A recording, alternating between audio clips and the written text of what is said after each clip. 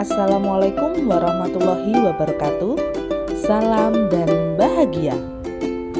Perkenalkan, nama saya Wulandari, CGP Angkatan 11 dari Kabupaten Tulungagung.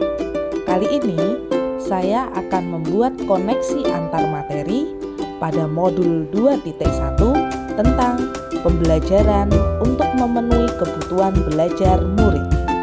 Menurut Bapak Ibu guru hebat, apa itu pembelajaran berdiferensiasi? Pembelajaran berdiferensiasi adalah teknik instruksional atau pembelajaran di mana guru menggunakan berbagai metode pengajaran untuk memenuhi kebutuhan individual setiap siswa sesuai dengan kebutuhan mereka. Setiap anak memiliki keunikan atau karakteristik masing-masing yang terbentuk dari latar belakang keluarga, letak geografis, budaya, dan sebagainya. Untuk itulah, maka pembelajaran berdiferensiasi ini memiliki tujuan utuh menciptakan kesetaraan belajar bagi semua siswa dan menjembatani kesenjangan belajar antara yang berprestasi dengan yang tidak berprestasi. Bapak Ibu guru hebat, dalam pembelajaran berdiferensiasi, guru mengajar siswa sesuai dengan tingkat kesiapan materi yang sanggup untuk diterimanya, mempertimbangkan minat dan gaya belajarnya. Dalam hal ini, guna mendukung pelaksanaan pembelajaran berdiferensiasi, guru dapat memodifikasi isi pelajaran, proses pembelajaran, hasil dari pembelajaran yang dilakukan, dan menyesuaikan lingkungan belajarnya. Selanjutnya, bagaimana pembelajaran berdiferensiasi dapat dilakukan di kelas? Pembelajaran berdiferensiasi dapat dilakukan di kelas jika guru melakukan hal berikut. Yang pertama, memahami tujuan pembelajaran. Yang kedua, mengetahui kebutuhan belajar murid. Yang ketiga, dapat menciptakan lingkungan belajar yang menarik. Yang keempat, manajemen kelas yang efektif. Dan yang terakhir, penilaian yang berkelanjutan. Dalam memenuhi kebutuhan belajar murid, guru harus memperhatikan 3 hal berikut. Yang pertama, kesiapan belajar murid. Pada kesiapan belajar murid, pada awal pembelajaran, guru dapat melakukan asesmen formatif atau tes diagnostik yang digunakan untuk mengetahui kekuatan atau kelemahan murid ketika mempelajari sesuatu, sehingga hasilnya dapat digunakan sebagai dasar memberikan tindak lanjut. Yang kedua, minat murid.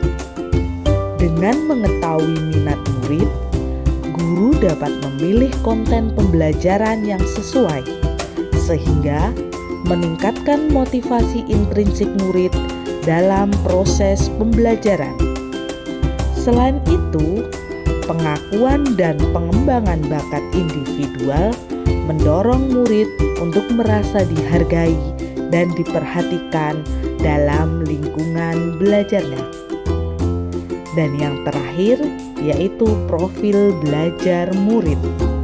Fungsi profil belajar murid ini untuk membantu guru dan sekolah dalam mengidentifikasi kebutuhan murid. Penyusunan profil belajar murid dilakukan oleh guru pengampu atau wali kelas itu sendiri.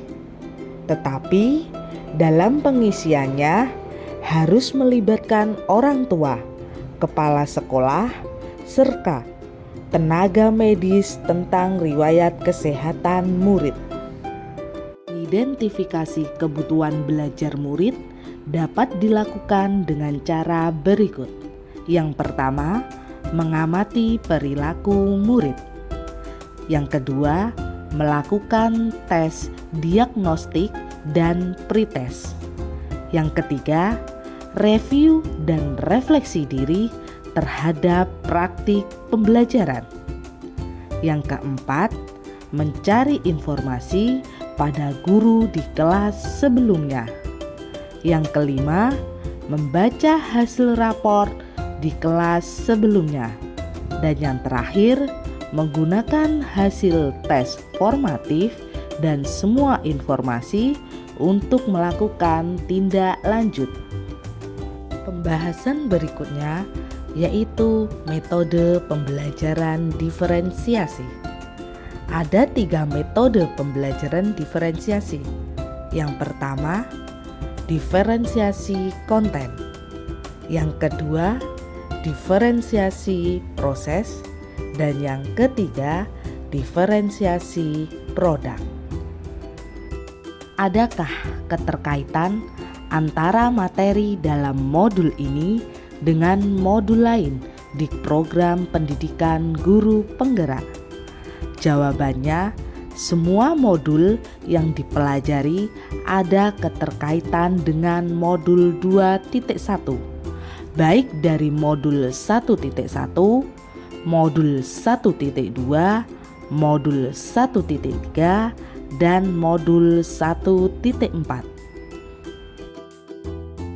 Terima kasih. Semoga menginspirasi.